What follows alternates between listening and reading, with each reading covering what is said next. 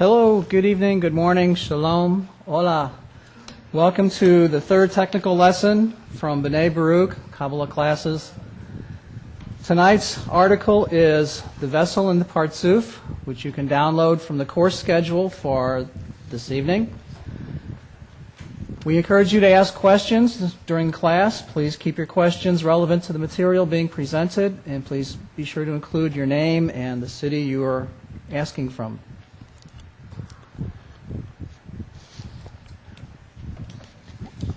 We normally start with an intention, and tonight we have something special. The intention is to keep us focused on the purpose for our meeting and the class and what we want to get out of the study. Tonight's intention comes from the Introduction to the Wisdom of Kabbalah, also known as Breaking the Iron Wall, and you can get that later from the Kabbalah Library. This is from paragraph 155, paragraph 155. Therefore, we must ask, why then did the Kabbalists obligate each person to study the wisdom of Kabbalah? Indeed, there is a great thing in it, worthy of being publicized. There is a wonderful, invaluable remedy to those who engage in the wisdom of Kabbalah. Although they do not understand what they are learning, through the yearning and the great desire to understand what they are learning, they awaken upon themselves the lights that surround their souls. This means that every person from Israel is guaranteed to finally attain all the wonderful attainments that the Creator has calculated in the thought of creation to delight every creature. One who has not been awarded in this life will be granted in the next.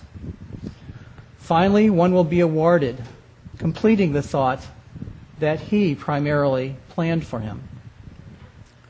While one has not attained perfection, these lights that are destined to reach him are considered surrounding lights. That means that they stand ready and wait for one to purify one's vessels of reception. At that time, these lights will clothe the able vessels.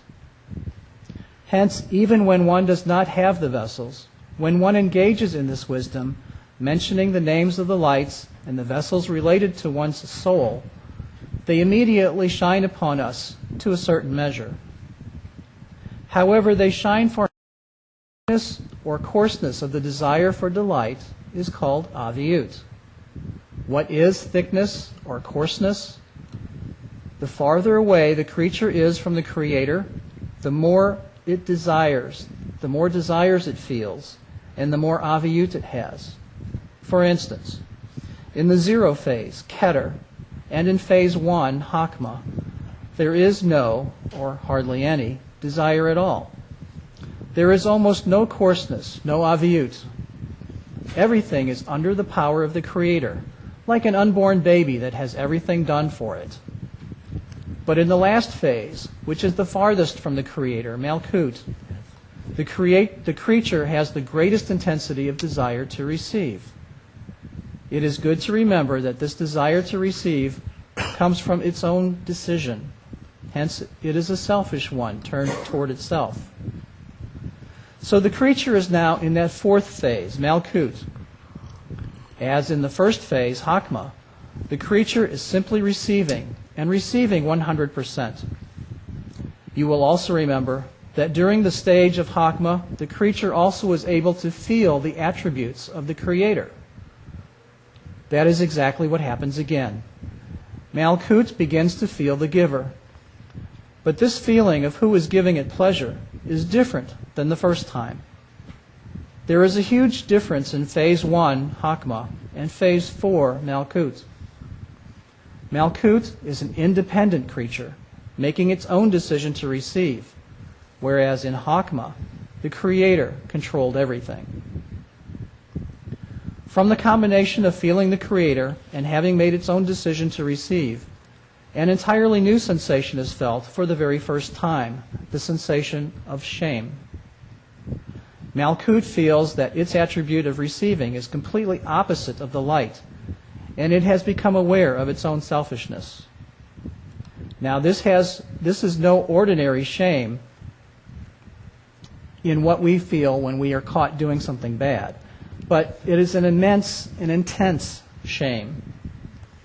The shame is felt so strongly that Malkut decides to stop receiving the light, and that's exactly what it does. So, we are glad to be with you tonight after a little bit of problem. We do apologize for the delay, and these things are not perfect with regard to the internet, especially when you're broadcasting from 2 or 3 different locations like we do, and having to coordinate all of this with the studios.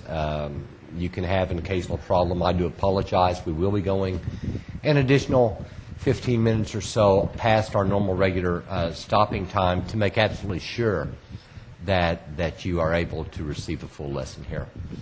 What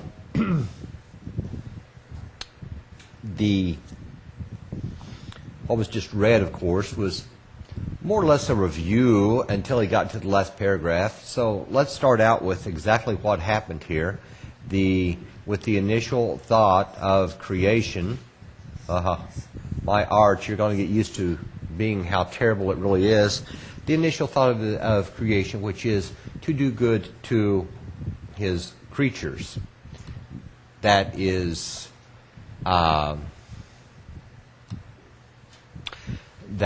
exactly what we know about the Creator. From there up, we know nothing else. His initial thought was to do good to his creatures. And within that thought, instantly, from the Creator's perspective, all was done. But from our perspective, there was an entire complete process that everything had to go through in order to actually reach creation. And there's this first part. And this first part, called the 4 phases of direct light. In truth, what it is it's a lot like the planning for the creature. The creature's not going to be here yet. But it's more like the planning of that. So what we are going to do is to continue with this beginning phase, which this initial thought leads to phase 1, which is the phase Aleph.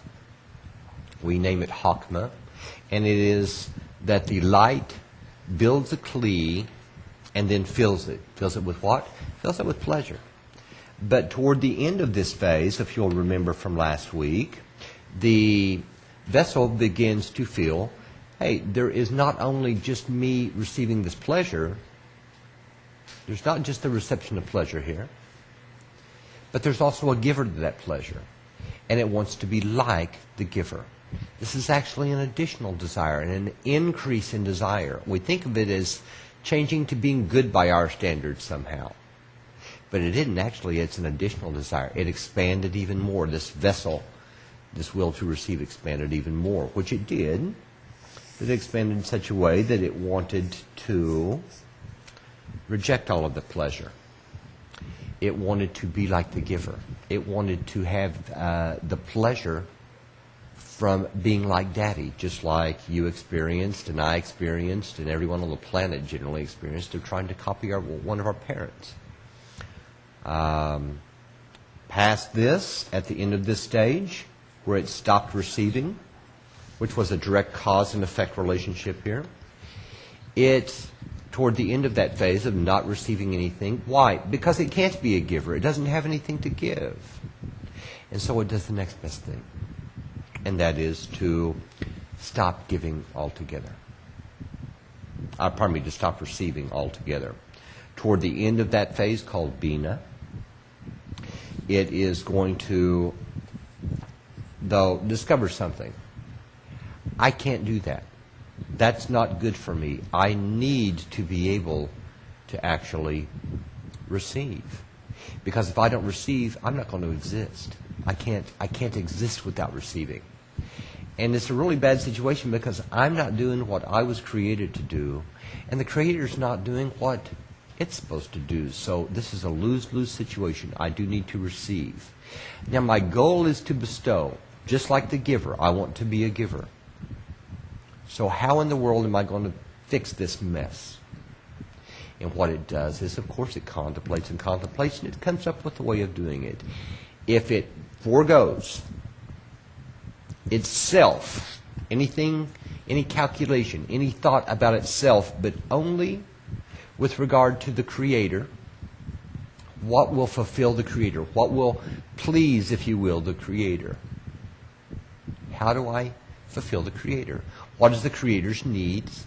The Creator needs, it wants to bestow. Okay, fine. So I have to accept whatever it has to bestow in order for the Creator to be happy.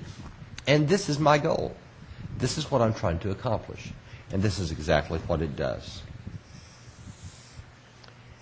It receives in order to bestow. And something incredible happens. It, of course, received the same pleasure that it received here in phase 1, called Hakma. And, of course, this phase 3 is called Zerampin. In fact, I'm not going to write all this tonight because it's a review. And phase 2 is Bina, if you'll remember. And this leads to a final phase. One final Kli. Why? It enjoyed this initial pleasure, and it wants more of it. But now here's the big catch. When it did what the Creator did, bestowed, it knew what it was like to be a giver. It knew what the properties of the Creator were. And so now it says, oh, I want to be a giver. I want to be like that. Why? Because I got a lot of pleasure from it. I got pleasure when I performed this act. I want the status of the Creator. I want to do what the Creator does. And that's exactly where it's coming from at this point. Where we are now. That's the end of the review. So, next, if we move this up here, give us a little bit more room, we have a vessel that has a huge desire. It wants to receive, and it wants to receive pleasure in two different ways. It wants to receive it, number one, from the original pleasure that was there. And it also wants to receive from doing what the Creator does, from having the Creator status. Just like we've all wanted the status of somebody else at one point in our life. Someone that we looked up to and said, I wish I could be like that. No matter who it was. Someone we admired. Each of us has someone that we admire in our life. It might be for a guy, it might be something in athletics, or it might be something involved with education. It might be the same thing for a girl. The bottom line is that what we're wanting is to be like them. They have attributes that we hold higher than the way we are right now. We want their attributes. We want their attributes. And so, what do? What does the creature do? The creature now wants the pleasure of both, but more importantly, it wants to do what the Creator does. Why? Why is that so important to it, this second desire here? Because it gives it a sensation that it's a creature. Why? You see now, down here, it has two different things to compare from. It doesn't feel its own nature in here. But down here, it feels its own nature, and it feels the giver's nature, the Creator's nature. Why?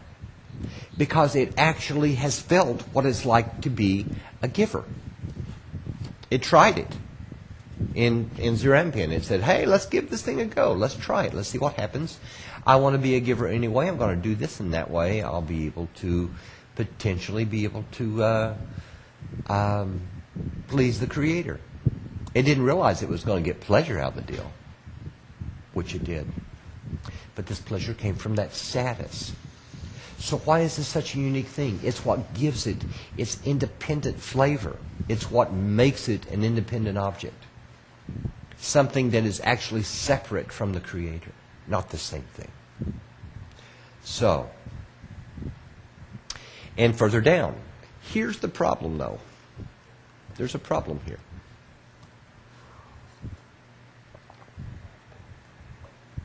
The Creator, or pardon me, the vessel feels its own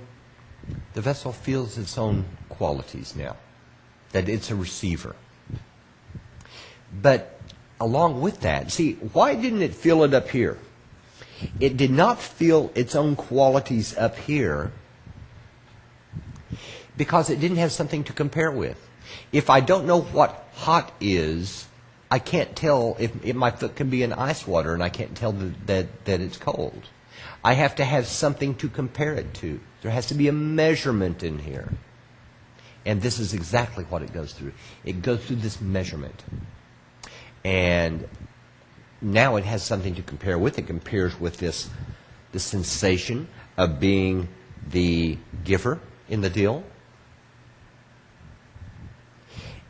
And it compares it with its own self. Because now its own self wants two different pleasures.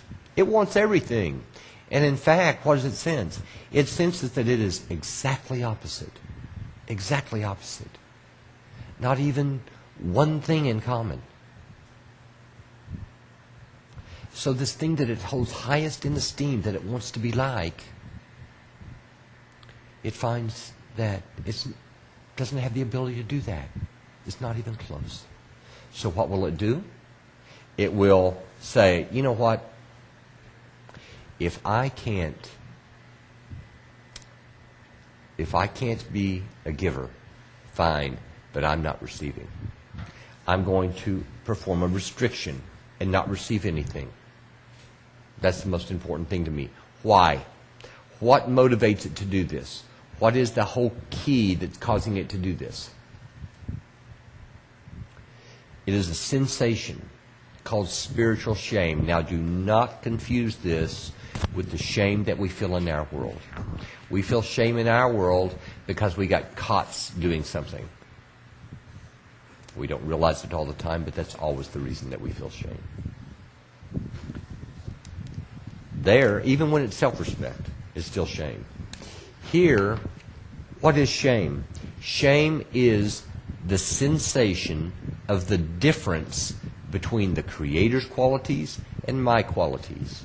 So I would have to sense this thing called the Creator, or at least the Creator's qualities, before I could possibly have a sensation of shame. If I don't have any sensation of that, then I don't have to worry about it. Let's take a quick question here. Maria from Venezuela. If Malkut is the only phase where the creature became independent, then how in Chokmah it decided that it wanted to be like the giver? Wasn't that an independent decision too? No. We're talking about a cause and effect situation here. One thing that led to the other, all the way down to here. All of it is occurring by cause and effect.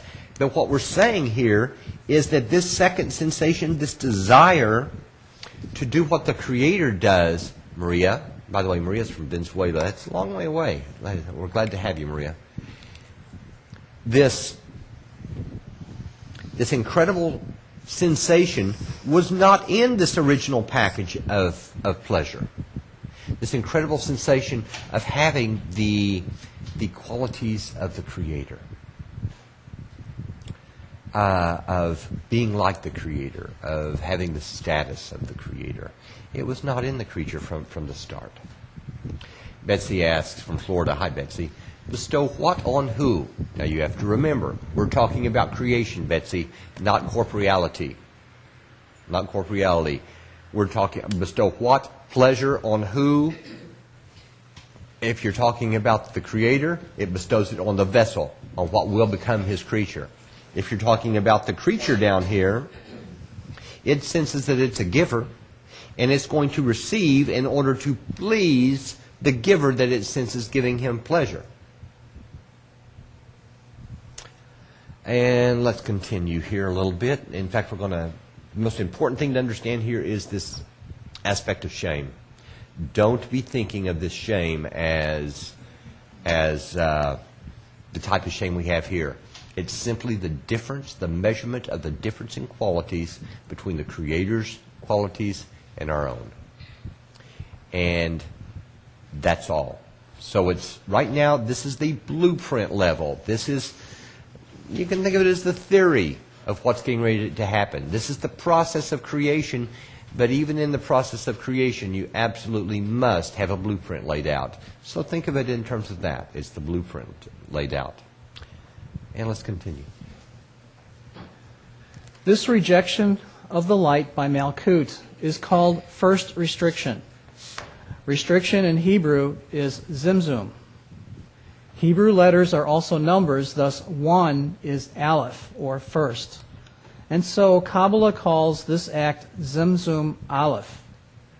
Now, once again, everything is in balance, but backward, as Malkut does not receive and the Creator does not give. At this point, I know what you were thinking. Here we go again. But I can assure you that help is on the way. Now, if we try to picture this in our mind, it may appear that Malkut is some sort of massive, pacing, drooling monster of desire, wanting and wanting and wanting. But it cannot take what it wants because of the torture it brings to the poor, miserable beast when it does receive. Our creature ponders endlessly, finally coming up with a solution. It will imitate our example of the guest and the host. Malkut can push away all the incoming light because it does not want to feel like the receiver.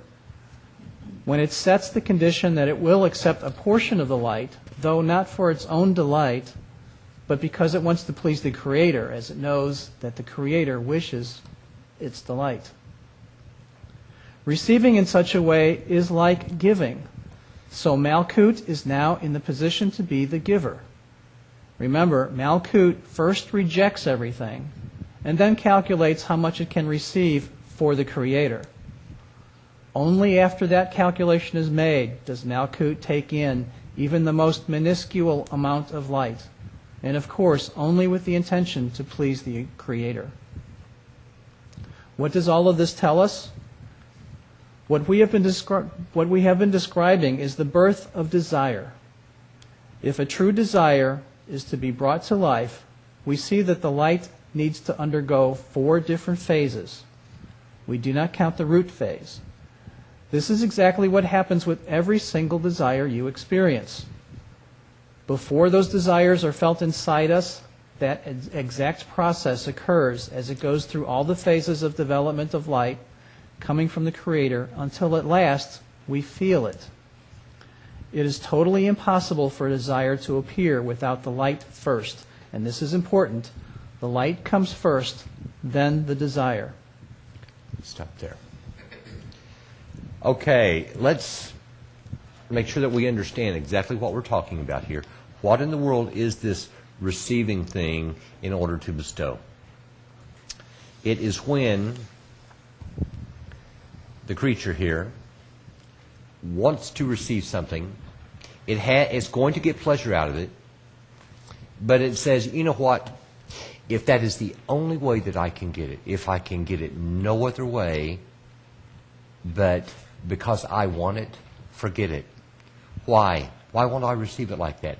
Because that's not what I want to be. I want to be like the one that made me. I want to be like the Creator. I want to be like a giver.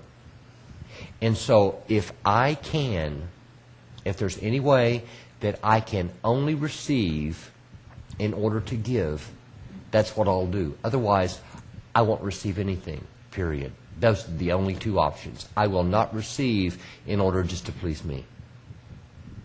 That's it. So, I will receive, one more time, under the express condition that it is only in order to please the giver.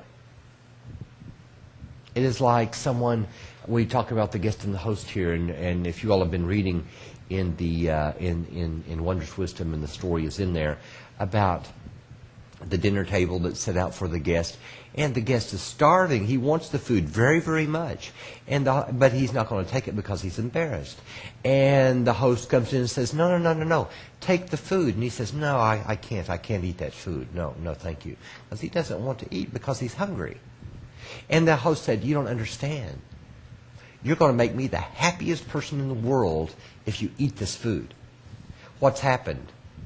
The relationship has switched.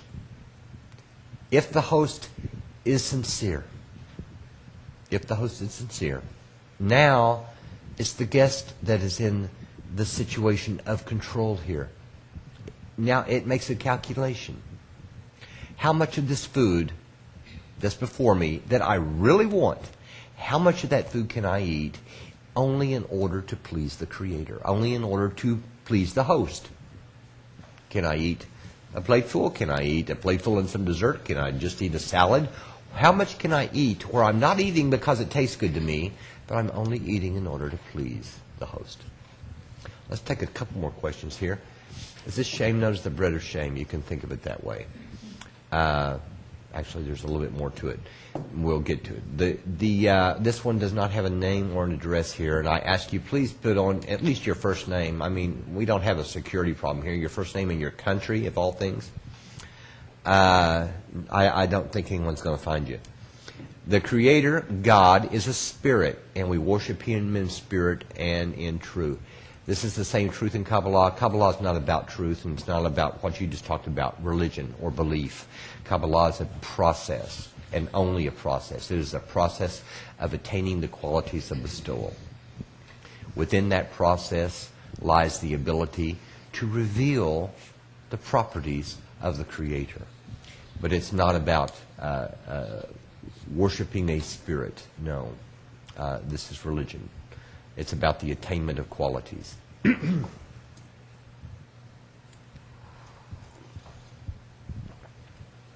Johanna from Norway. How do you perform a restriction? First of all, it doesn't happen anywhere here.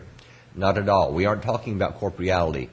If you listened to the lesson last week, you know that we have 613 different senses there, 613 desires. Spiritual desires. They have nothing to do with anything here. They are not eating, sleeping, family desires, marital desires, desires for money, power, knowledge, anything like that. So let's make sure that we have 613 spiritual desires. They all have to do with the Creator. With the Creator. They all have to do with receiving pleasure, like what we talked about here, which has to do with first perceiving the Creator. They don't have anything to do with here at all. And their restriction is simple.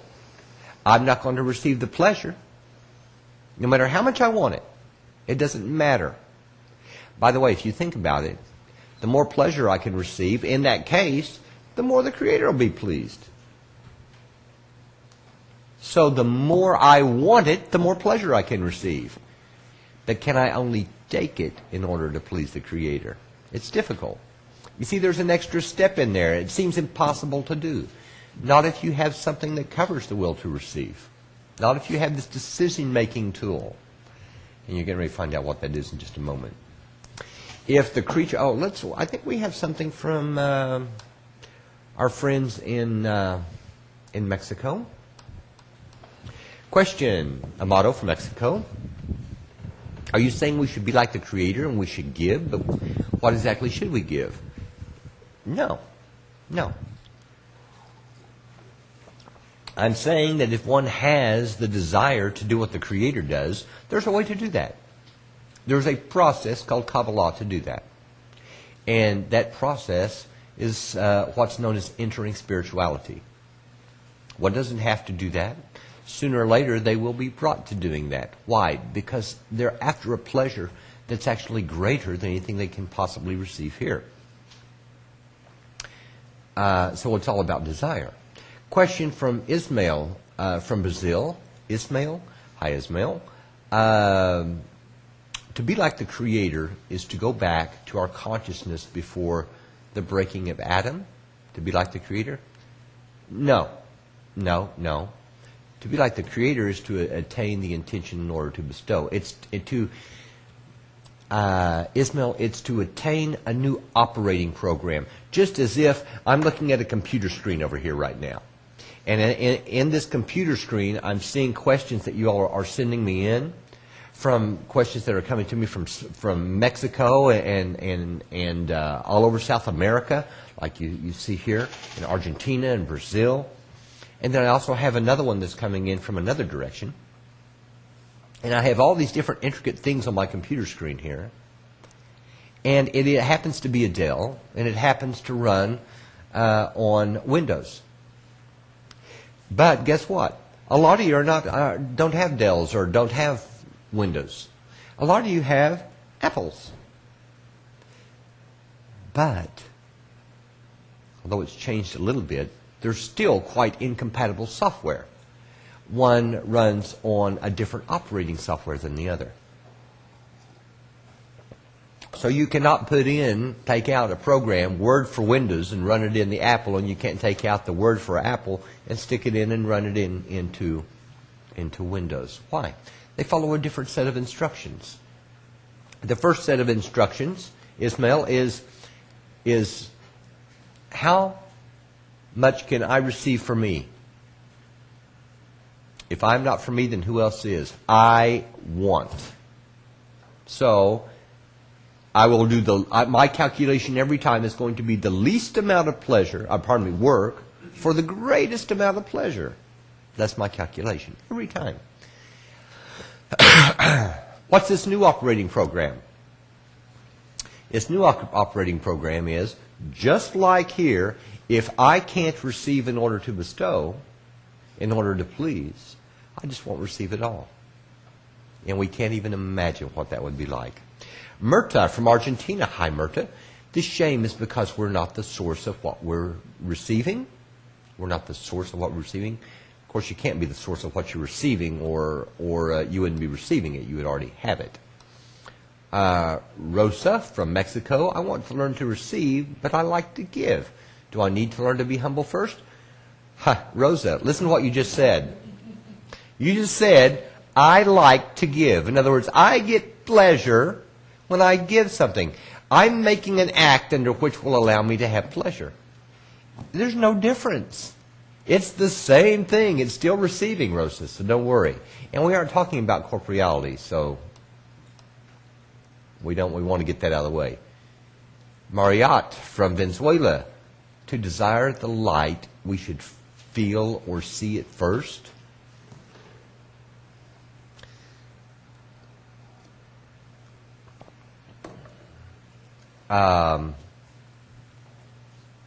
Obviously, you can't desire something that you don't know exists. I desire a widget from the planet Gubar. You have to at least sense it before you can desire it. Klaus from Mexico. Can you tell me one of the type... Oh, by the way, let's continue with that for just a minute, because that's a good point. Mariat, what's she talking about? She's talking about how in the world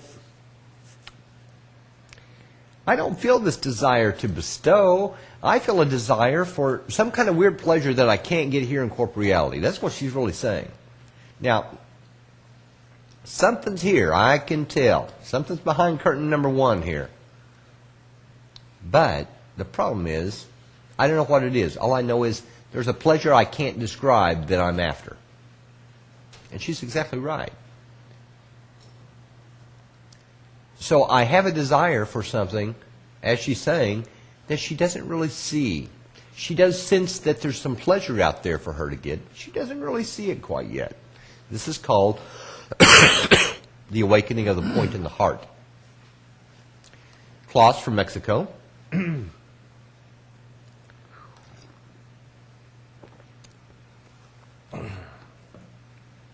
Klaus from Mexico, can you tell me one of the types of desire that comes from the Spirit? Will I be able to have visions or get some degree of divinity? It has nothing to do with vision, Klaus. Nothing at all. It won't have anything to do with your dreams. It won't have anything to do with meditations. It won't have anything to do with anything like that. It only has to do with you changing, you attaining the qualities of bestowal. Not what you experience, you changing. You attaining the ability to do what the Creator does. Something entirely different. Let's see if we got one or two more questions we can get here. Let's see, if the creature still possesses the attributes given by the Creator, why is it so difficult to feel that sensation? Because they're in complete and total utter concealment. Do you remember what I drew in our very first lesson? We come all the way down from the start, all the way down to here, where we are in 100% complete, total concealment. Here. Why? Why? Let's see. This is important. Remember this thing about shame? That's just it. Here I don't feel a Creator. Here I don't feel pleasure from this thing called bestowal. So, what does that mean? That means there's no coercion in spirituality. That means I'm not being offered a piece of candy to do it. That means I am down here in complete, total concealment, where I sense no Creator and I sense no pleasure of it. And here I actually have the ability to say, you know what? I'm going to attain these qualities, not so I'll get something out of it. Not so I'll get something out of it. But because it's good. It's better. I'm not doing it for me to be able to get praise for it, or for me to make money from it, or for me to get some kind of pleasure from it at all, period. I can elect to make this change on my own.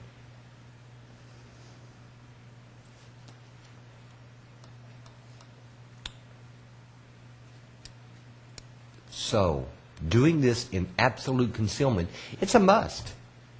You've got to be in concealment. Otherwise, it's just a greater will to receive. Let's say the Creator appeared right now and you saw all this pleasure in front of you. Without a corrected will to receive, what do I want? The pleasure. Oh, I'll love you all day long, Creator. No problem. Except for one small little item. I love you egoistically. I want the pleasure. Redouan from Cologne. Sorry, I'm going to call you Red from Cologne, Germany, because I have no idea how to pronounce that. What exactly is the difference between Malchut and the Shekinah? Real simple. The Shekinah's property is to receive. Period. Right now. I take you mean right now. It wants to receive. Oh, between Malchut and the Shekinah. It's a different state. It's a different state of Malchut, if you're talking about Malchut here. Later we'll get down to the Shekinah. This isn't quite it yet. Monty from Washington, D.C. What is the difference between Phase 3 and Phase 4? Real simple. This is bestowal, this is receiving in order to bestow. Yes, I'll receive pleasure in order to bestow. And this, the fourth phase, is I want the pleasure that I received from bestowing, and I want the pleasure that I received in Behinat Aleph. Let's continue. We have ways to go here. Now let's take a look at the structure of the creature as it is in Malkut, Phase 4. The creature is the vessel. There are several kinds of light. The direct light that shines directly from the Creator, is called Or Yashar. The light that the creature Malkut initially rejects is called Or Hoser. It's also known as returning light, which the screen does not allow within. Finally, the light that Malkut determines that it can let inside because the strength of its screen is strong enough that it can accept it for the sake of the Creator is called inner light, or Pnimi. We will get to the surrounding light, Kabbalah calls Or Makif, a bit later. Study these terms until you are familiar with them and what they mean. Remember our story about the guest and the host? When the guest faces the host and the table full of delicacies, he first refuses everything. Then he decides to eat a bit in order to please the host, even though he would like to gulp down everything at once. This means that one must use his selfish desires, but in an altruistic way. As the guest starts to consider things, he understands that he cannot accept the whole dinner for the sake of the host. He only may accept a small portion of it. So our creature applies this same concept after making Zimzum Aleph, the first restriction. Remember that due to the intense shame Malkut felt after deciding to receive 100% of the light, it performed Zimzum Aleph and took in nothing. But if it applies the idea of the guest and the host, it accepts just a small portion of the light, let's say 20%, and then it pushes away the remaining 80%. Let's stop there a minute. Let's go back through what it's saying, how this thing operates, what this creature does. How's it going to operate? Remember this thing called a restriction here. Here. Actually, what is this? This is like turning off a spigot. Done. No more pleasure coming in. That's it. But what is it really? It's a decision. And what is the decision? The decision really is, I will receive. Yeah, I'll receive. No problem. As long as I only do it under the express condition that it's in order to bestow, in order to give to the giver. In other words, I'm not going to take into account me, except in how it relates to pleasing the giver. I'll use every bit of desire that I have in order to please the giver. If I'm going to choose what I want the most, and I'm going to take it from the Creator in order to please Him, because that's what He wants. So, here's how this thing operates. There's light, and this light is called direct light.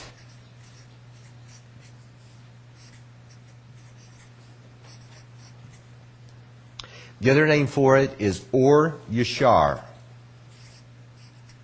Direct light, same thing in Hebrew.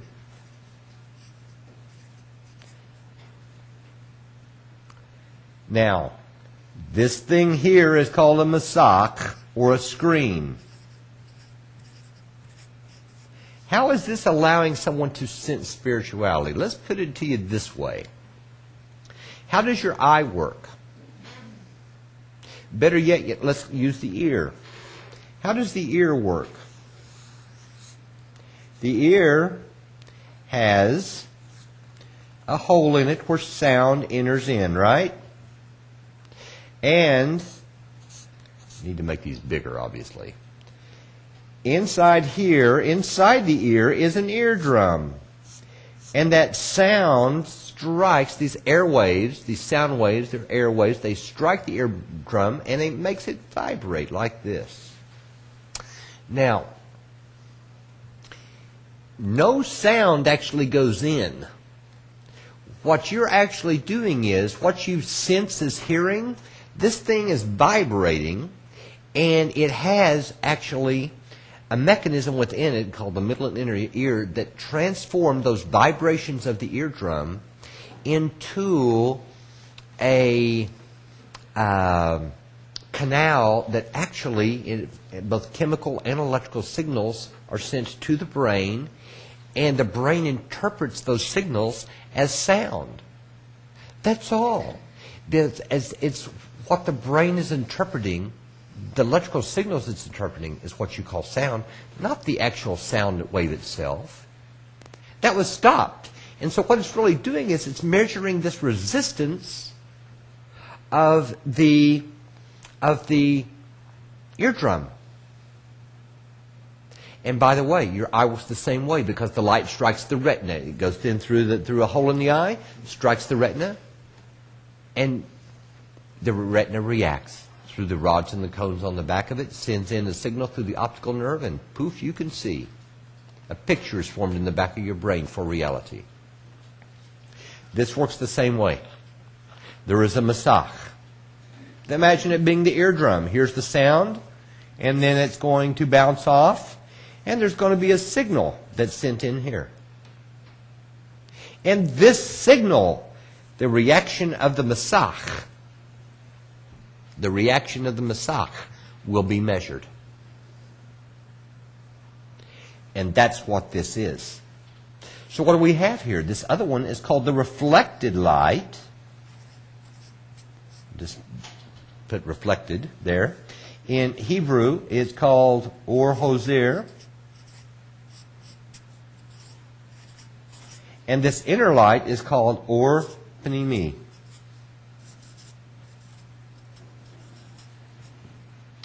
And that means inner light.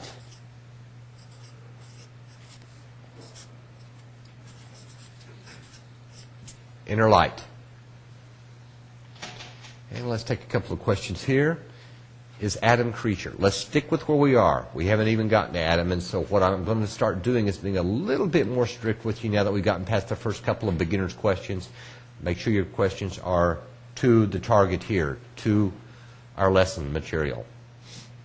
D. Phil in Michigan.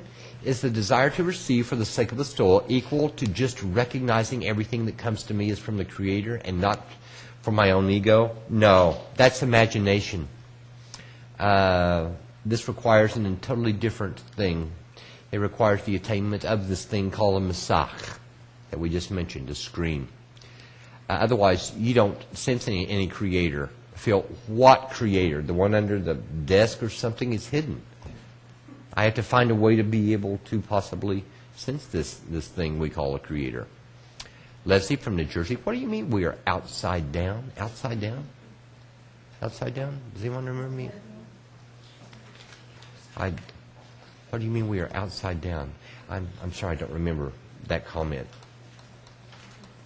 Sandra from Boston, hi Sandra. Not all, neither always my desires are fulfilled.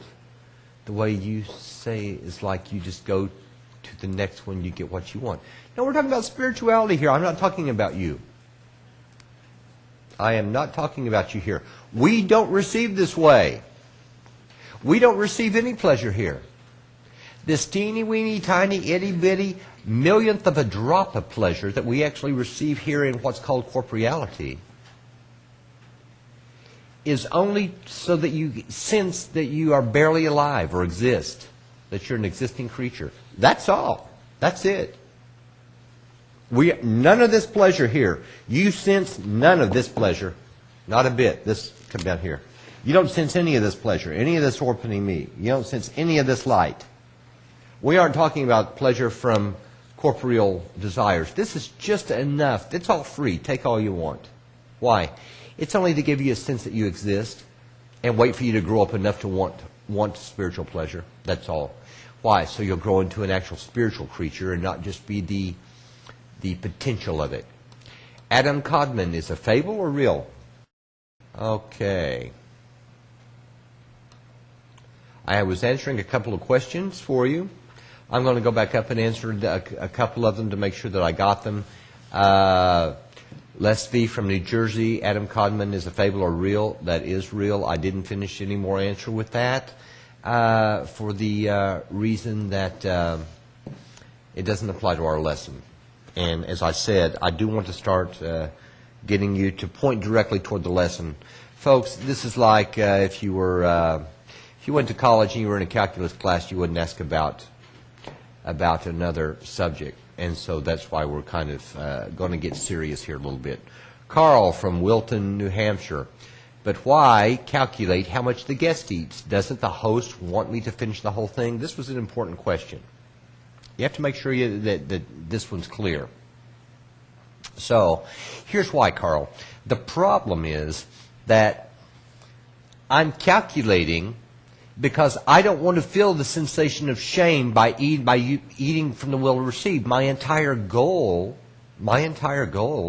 is to only use my will to receive in order to please the Creator. What's my goal? The Creator's pleasure. The host's pleasure, let's put it that way. The host's pleasure. So as long as I can eat, because I'm pleasing the host, fine. But here's the problem, Carl. I like the taste of the food. It tastes good. Real good. Great. These are my favorite dishes sitting here in front of me. The host knows just what to give me. They are the absolute favorite. And I haven't eaten in, say, 2 days. I'm starving. And here's all this wonderful food. Now where am I at? See the problem? Because I want this food really bad. Now can I still elect to do it just for me? It's a totally different story. And how much? I limit it. If I can eat all of this just for me, oh, Carl, no problem. I'll eat it all. No limit. But that's the limit that I'm setting it on. It's the Masach. Pablo in Atlanta, is this like the Adam in the Bible? Again, we aren't going to answer this question. No, it's not like the Adam in the Bible. We aren't to that. We will get to the Adam in the Bible later. Veronica in Toronto, so what can we do until we start perceiving the Creator? Excellent question, Veronica. What do I need? I need to sense this desire. The desire to do what the Creator does. It's called the point in the heart. If I don't have that desire, I'm in trouble. I'm in trouble. By the way, just for all of you that might have come in a little bit late, we're going to go until about 8:45 or so Central Time, which would be a 9:45 in East Time Zone, about 15 till 10 in the Eastern Time Zone. So we're going to be going about 15 minutes long to make up some of this time, or maybe a couple extra minutes past that if we need to. For now, let's continue.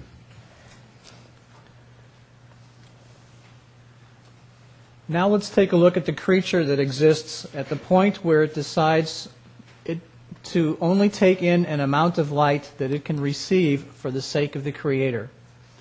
We call the combination of the vessel and the light a partsuf, an emanated being, a creature that has made the decision to restrict everything that it cannot take in with the intent to please the Creator. As with the previous names, partsuf is the name of a condition of a creature, but it's a very important condition.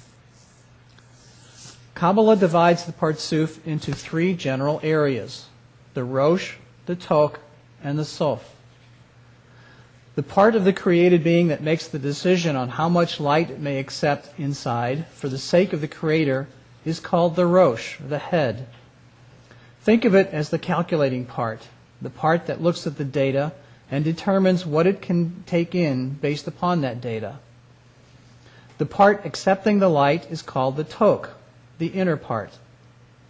The last part, which remains empty, is called the sof, the end.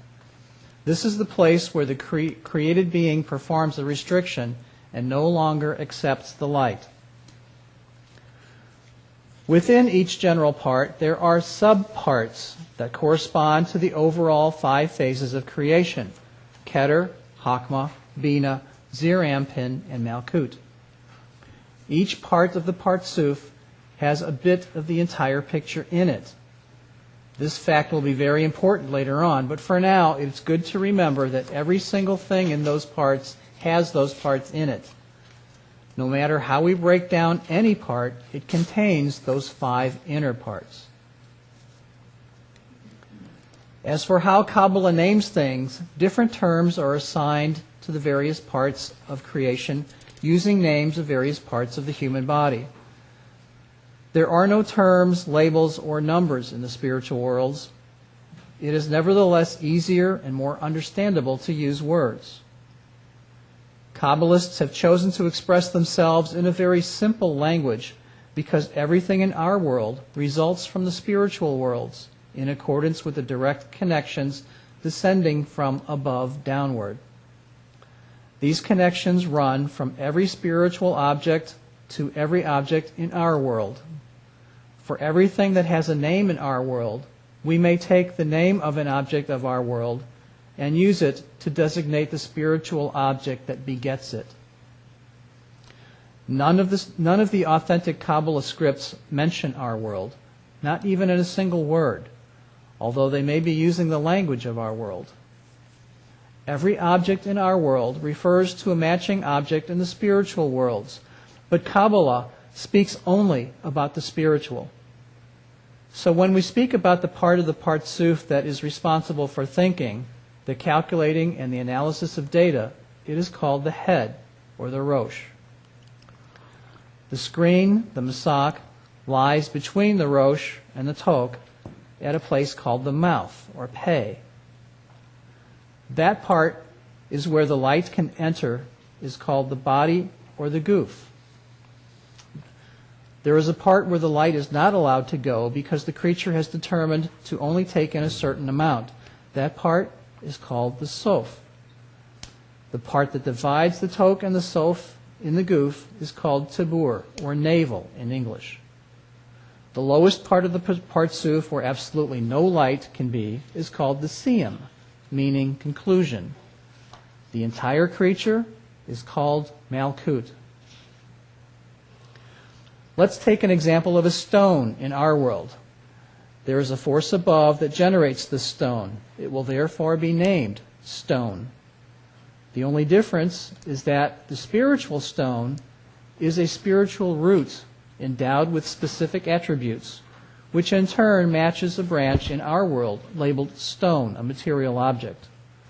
This is how the language of branches was created. By means of names, denominations, and actions in our world, we can refer back to elements and actions in the spiritual worlds. Thus, as it is above, so it is below. Oh my gosh, there's a lot of terms in there, huh?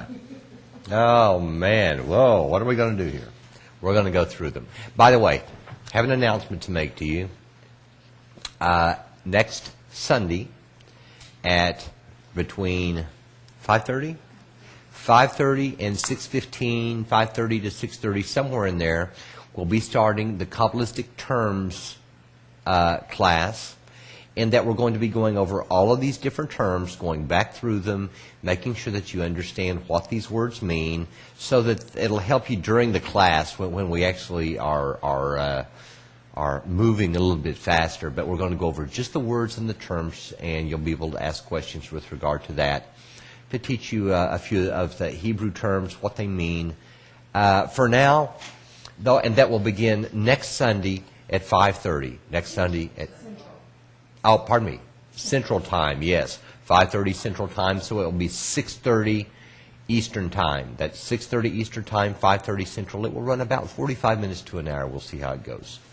And we'll have probably 3 or 4 of those classes to get you nice and familiar with the materials. Now, so, boy, howdy, all that material he just gave us. Let's see if we can't make some sense out of this deal.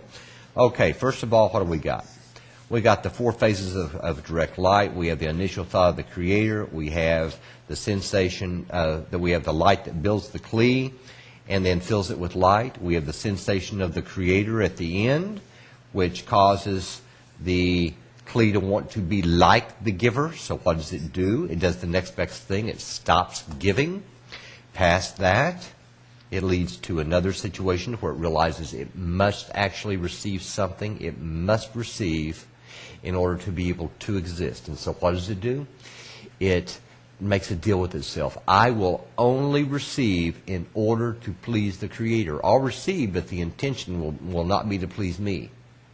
I have to have the pleasure to exist. Fine. But only when I can do it in order to please the Creator. That's the deal. And so what does it do? It does exactly that. It receives, but in order to bestow. And then what is it going to do? It's going to say, well, wait a minute. I received the pleasure, but I did it because I wanted to please the Creator. That was my entire reason for doing it. And I felt something I never felt before. I felt myself as a giver. I felt myself in the place of the Creator, at equal status with the Creator, the ability to do what the Creator does. Oh boy, I like that, and I want more of it. It develops a complete desire. But within this desire, what's the desire for? Well, it wants the same pleasure it always wanted before. Up here in what's called Hakma, we have phases 0, 1, 2, 3, 4, and next Sunday we'll go over the names a little bit better for you. Right now, though, I think we'll keep it simple. phase 0, 1, 2, 3, and 4. Keter, Chokmah, Bina, Zerampin, and Malchut. And that pleasure that came in, remember, the light built the kli and then filled it with pleasure. Remember?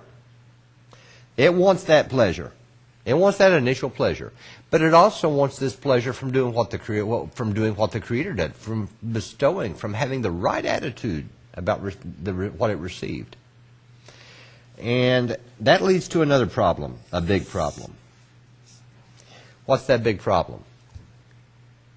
It does. It takes in all that pleasure. What pleasure? All of it, both ways. This is called the world of Ein Sof. It means infinite, Ein Sof actually. And what does it mean? It means it's going to receive in as much pleasure as it possibly can in order to fulfill both of those functions. And it does. But here's the problem. The moment that it does, it feels shame. It feels the difference between the Creator's qualities because it now knows what the Creator is like. And so when it takes in that pleasure in order to get pleasure, either from being like the Creator or to get pleasure from just the regular pleasure, now it's got a problem here, doesn't it? Because now it senses the difference between itself and the Creator. It causes it to feel shame. And so it says, nope, nope, nope, nope, nope. I'm done. I am not going to receive a thing. I am not going to receive that's called the world of restriction. It says that's about enough of that stuff. I don't want to feel that sensation again. But then, of course, again, it knows that it must accept some light. So what's it going to do? What's it going to do? It is actually going to go back 30 seconds. Well, apparently we're having more problems and we lost another 30 seconds. So, what did it do? We'll start here at Ein Sof. It went ahead and it accepted all of both kinds of pleasure. But now the creature says, now, by the way, what do we have here? We have a creature. Why? It senses itself. Why didn't it hear? Because it had nothing to compare to. It didn't have a sensation of the Creator at all. No sensation of the Creator. So it now has its own sensation of its own properties and the sensation of the Creator's properties. Even in Bina, what does it have here? It has a sensation that there is a giver. It has a sensation that there is a giver. It doesn't have a sensation that there of the qualities of the giver, just that there's a giver. That's it. So, what did it do? It received in both manners. What did it feel? The difference between its qualities and the Creator's qualities and the giver's qualities. In other words, that difference, that measurement of difference in my qualities and the Creator's qualities is called shame. This causes spiritual shame. It's not like what we have here. This causes the creature, the vessel, to say, all right, that's it. No more. I'm done. I will not take in any more pleasure under that way. Not a chance. And it just restricts and stops taking anything in. Then, and this is called tzimtzum, or restriction. And we'll be going through this as well next Sunday at hour earlier, and you'll be getting a note in the mail, by the way, about this. So what's going to happen after that? It's going to say, the Creator still wants to be fulfilled. It still wants to bestow. And I want the Creator fulfilled. How can I be like this Creator? Fine, I'll do it. I will only take in as much as I can. And how does it do that? It forms a masak, a screen. What is a screen? What is a masak really? It is an intention to do what the Creator does. That's all. And here comes the light, as we drew a minute ago. The masak says, nope, I'm not taking it. And this is called or yashar, or direct light. This is called or hozir, or reflected light. This reflected light builds what's called a rosh. Remember these 5 areas we went through last time? Keter, Chokmah, Bina, Zerampin, and Malchut. It just so happens that there is a Keter, a Chokmah, a Bina, a Zerampin, and a Malchut here. And you know what else? There's a Keter, Chokmah, Bina, Zerampin, and Malchut in this kli part, this will to receive part. But what's this special part up here? What is this thing? What this thing is it is a calculating machine. A calculating machine. Like this, like your brain. What's it calculating? How much pleasure, how much of this pleasure from the host, how many different dishes can I take in only in order to be able to receive to please the Creator? If I'm not doing it to please the Creator, I don't want it. And it calculates, like we had an example here, of maybe 20% they can take in. So, we're going to draw this a little bit different now. We're going to draw this in a square.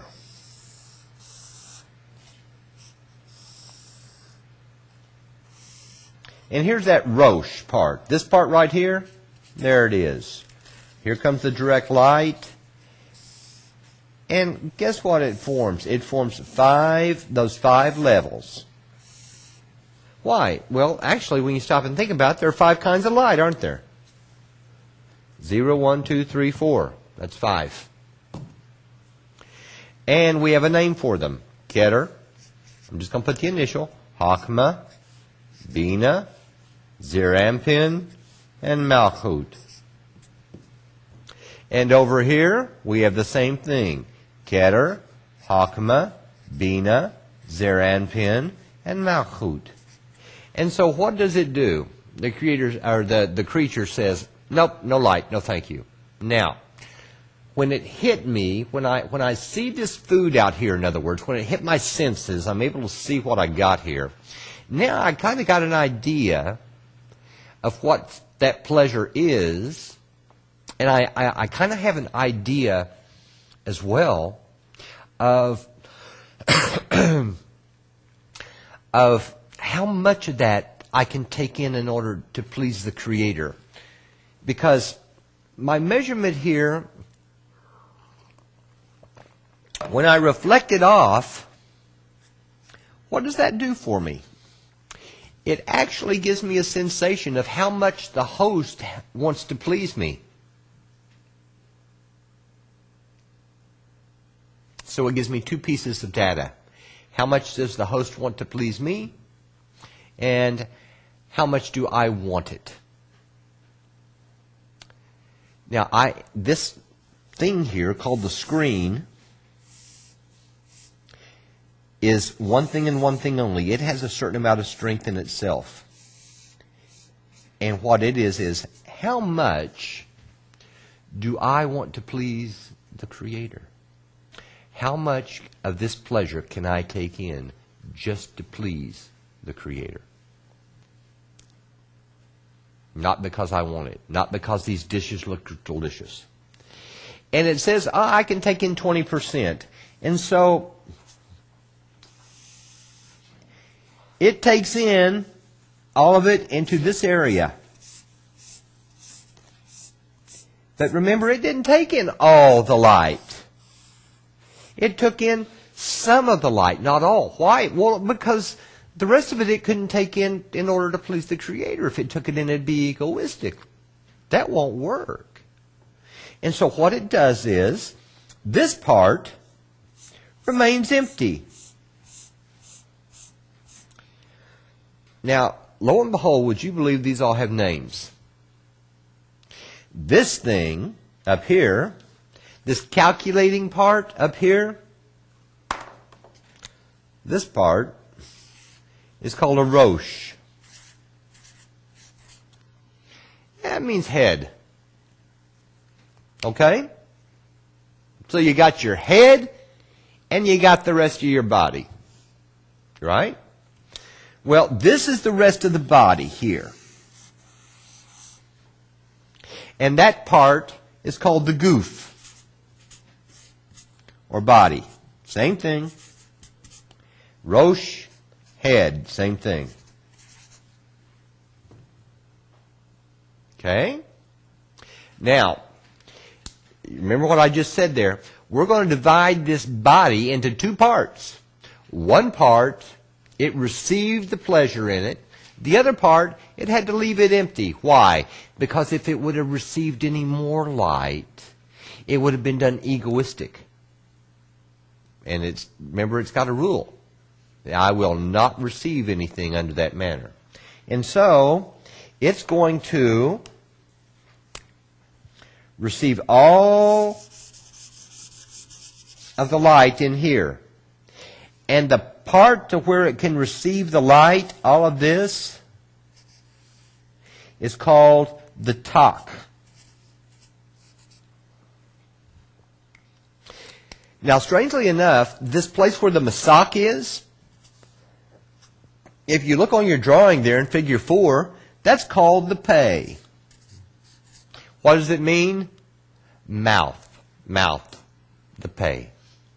The pei. Mouth. Now, this tak is the upper body.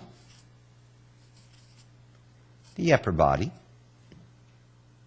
So think of it like from your waist up. Why do I say from the waist up? Because this dividing line here, well, I got a lot of colors here. This dividing line right here is actually called the tabur. The tabur. Tabur. And what in the world does that mean? Belly button, navel. In other words, my waistline. That's why we have the upper body here and the lower body. And in the rest of my body, bad news. Everything has to stay empty. And this is my lower body. It's called the soph. And down here at the end of me is called the siyum. So, to review, we've got the rosh, the calculating part, the part that's making a decision based upon, okay, how much can I receive in order to please the Creator, not me? Now, I want all that food real bad. I mean, this is my favorite food. I mean, we're talking things like maybe steak if you're a steak fan, or chicken if you're a chicken fan, and marinated the way you like it, and a big salad, and your favorite dessert, and your favorite wine, or your favorite drink. Couldn't be better. Everything is made just the way you like it, and you haven't eaten in 2 days. Now we got a problem. How in the world are we going to take that in? How much of that can I take in only to please the Creator? Because I'm going to have to leave the rest of it out. Maybe just a small percentage, something. What can I take in? What I can take in, that's that calculation that's made in here, in the rosh. And then that light enters the pei, the mouth, enters into the parsuf. This whole thing is called a parsuf. And enters into the upper part of the body where it can receive and stops at the tabur, which is the navel, and the lower part of the body, the soph, remains empty. That's it. Now, what do I call that thing? It's a parsuf. What is it? A spiritual entity. A spiritual entity. Me? No. A human being? A corporeal human being? No. No, no, no. This is not a corporeal human being. It is a spiritual being. It's something that's eternal. It doesn't die, folks. It doesn't die. Now, do you remember me talking to you about that point in the heart? About that desire to do what the Creator does, that desire, that tiny thing that just keeps you annoying you until you started looking for something like Kabbalah, and you kept looking, and maybe spent years like I did looking before they actually found it. What is that thing?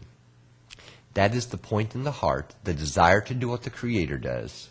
It's the only thing that has to do with spirituality. Nothing else does. No other desire in me. And guess what it is? It is the potential of this thing right here called a partsuf, called a spiritual entity. You know it as another name, called the soul.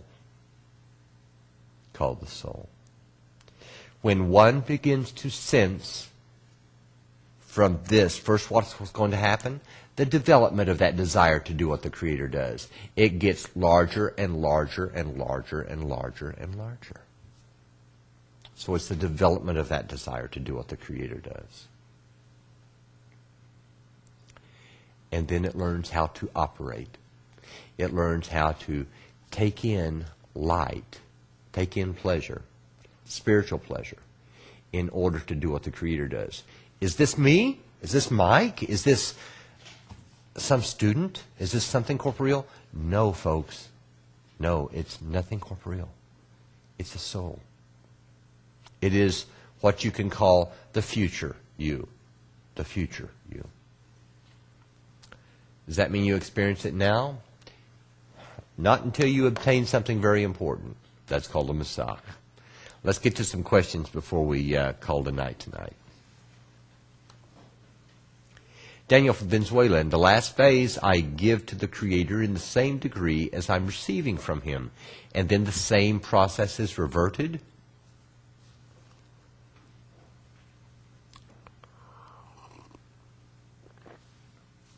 No, it's not reverted. I'm giving to Him as much as I can. As I'm going to receive as much pleasure. I think we answered this in the host and the guest example, Daniel. I'm actually going to receive only to the limit that I am able to. Only to the limit I'm able to please the Creator. Belkis from the Dominican Republic. What is the relation between our body and the 10 Sefirot? You should not even come close to going there. People think that because there are words taken, spiritual words, that we have a hand in spirituality and we have a hand here. Oh, this is the one that's spiritual. It is not. It is not. Not at all. So the relationship between it, we call something in spirituality a hand, a spiritual hand, and we call this a physical hand. That's it. They share the same name. Spirituality is about spiritual desires. That means desires in order to receive pleasure from the Creator. That's a spiritual desire.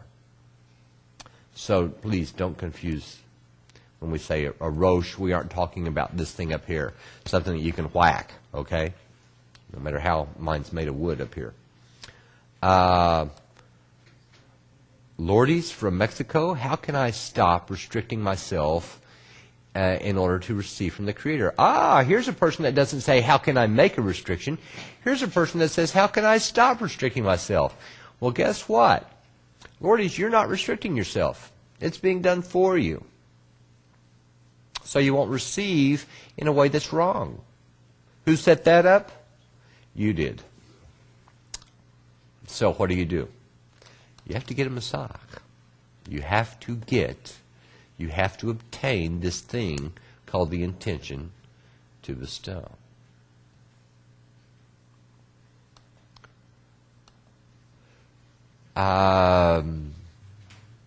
This is a question from Uno, from Buenos Aires. Can a person receive the light from the Creator without being conscious about it? Not a chance.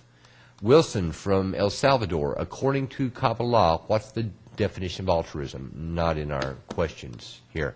And please, let's do restrict the questions to material on our lesson from now on. That's to the moderator. Question from Estrella. Estrella from Argentina. How can I know what are the 613 desires? I just told you. They're desires to use the Creator in order to get pleasure.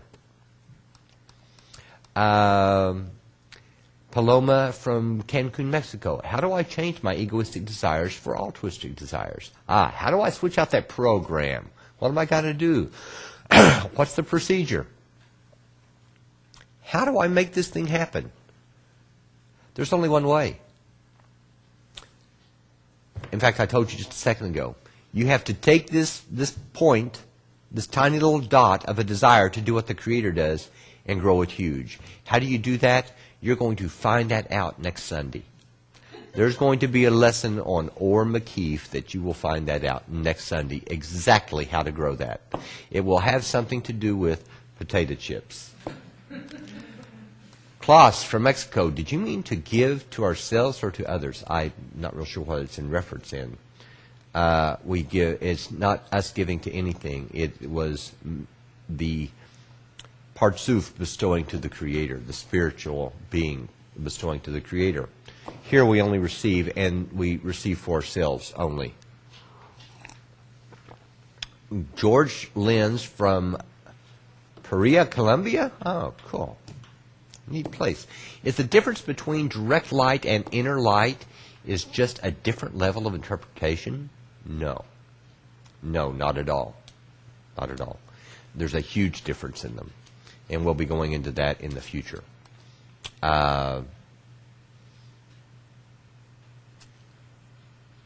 You will think of it as the same when you, in general, when you look at it, but it's not. Orpanimi is only, that's inner light, is only what I can receive in order to bestow for the Creator. If you want to, in fact, if you want to think of the light as only one light, that's fine too. That no matter whether it's Or Yashar, or Hosir, or Makif, or Panimi, or Hasadim, there's only one light. If you want to think of it. And in a way you can. Why? Because we name these things relative to us. If it's light that I don't receive, well, no problem. It's for Makif. If it's light that reflects off my screen, no problem. Or Hosir. If it's light before it hits my screen, no problem. Or Yashar. So you kind of get an idea. So in a way, yeah, it's all the same light. A few more here. Will the spiritual desires cancel or overshadow or affect corporeal desires in any way? Sometimes. There'll be times when this desire gets so big, it just overcomes everything. In fact, it gets so huge, if I can't have this desire, boy, I don't care what I have. Heck with it. I want to be able to do what the Creator does. This is the meaning of my life. This is why I exist. And in fact, what you'll discover later on is, it's why you exist. It's exactly why you exist. Marian from North Spain. Will the spiritual desires... we just read that one. Robert from Northwest Illinois. Hi, Robert. I wonder where you're at, buddy. Of course, we're not too far away from you. And I actually live in Illinois. Why concealment? Concealment for a reason. Robert, you're in an uncorrected way. The only thing that little point in the heart can do here, that point in the heart's here too. And granted, it does want to do what the Creator does, but listen to this. It wants to do it egoistically. You bet I want to bestow my can off in every way that I can. You bet. I just want my pleasure for it. You see, it's in a corrupted state. So, why are we in concealment? So that point can come back alive and develop into what? A soul. What does that point sense in concealment? This. It senses that it exists. That's it. But it's not a test. It's part of the development. It's so this point can choose it all on its own, Robert, so it isn't coerced into becoming a holy being. Gilbert from Texas. Does our environment reveal to us what we can bestow? Depends on the environment you speak of. This is something that is a freedom of will question. And in truth, everything that that you will learn about this is all inside you, one way or the other. This will be all in freedom of will, and to be honest with you, to give you the proper answer, you need something else. Ask me this question on the forum. Earl from Clinton, Maryland. When the soul shattered, when did it become in physical form? Here we go. We got questions here that have nothing to do with the lesson. Can you give us an example of spiritual desire and restriction? I did. The desire to do what the desire to get pleasure from doing what the Creator does. I want to do it from an egoistical reason. And that only happens if I see the Creator. Does the restriction cause Creator pain? Ask him.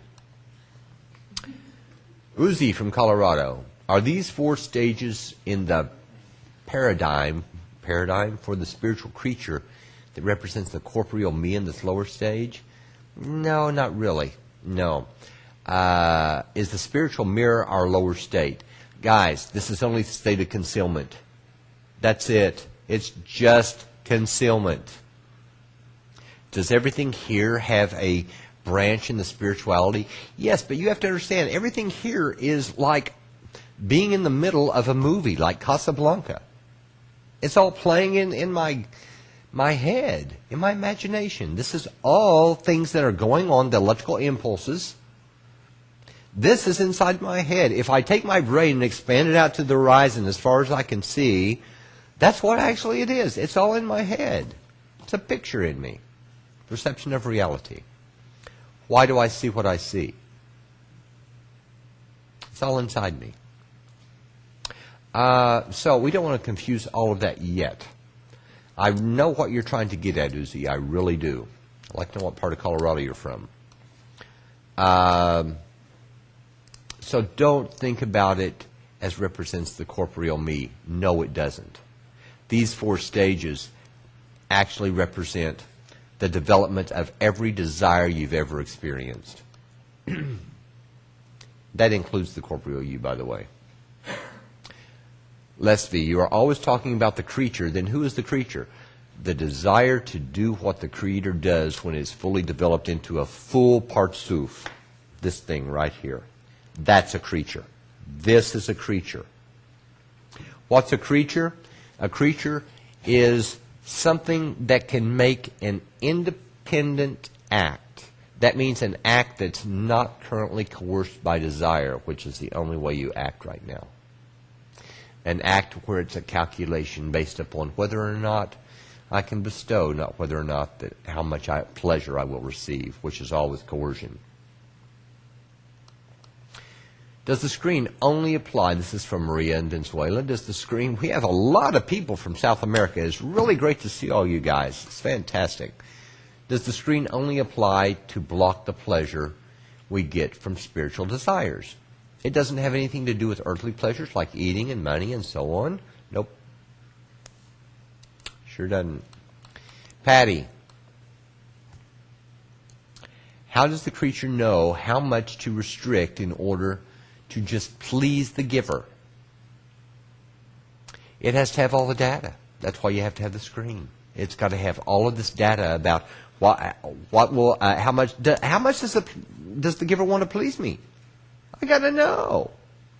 How much pleasure can I take in only in order to please me? I got to know. So, that's all going to happen. This calculation is going to be made here in the Rosh. All here in the Rosh. That's all. Folks, we've reached, gone quite a bit over, about 20 minutes over. Thanks for staying with us until later tonight. I appreciate it. I do apologize to you about the difficulties, all the technical difficulties tonight. We do our absolute best here. Remember that next 5:30, we will be 5:30 p.m. Central Time. We will be doing a lesson going over these terms, what these terms like Zimzum, Rosh Tok, Sof, Goof, all these different terms, and kind of define them a little bit better and let you take a few notes that doesn't really fit into the class. And please, all your questions, there were more than we could answer tonight. If you would, please take them to the forum, post them on the forum. There'll be people there. Tony will be there. Igal will be there. Other instructors. Dave will be there. William will be there answering these questions. I'll drop by, I promise, and answer some questions. And I would greatly appreciate it if you would come in and be with us this coming Wednesday as well. We have a wonderful class coming to you from Tony. It's an excellent class, and he'll be starting at the same time as always. Until then, we wish everyone a wonderful evening, and we'll see you this coming Wednesday night. Good night.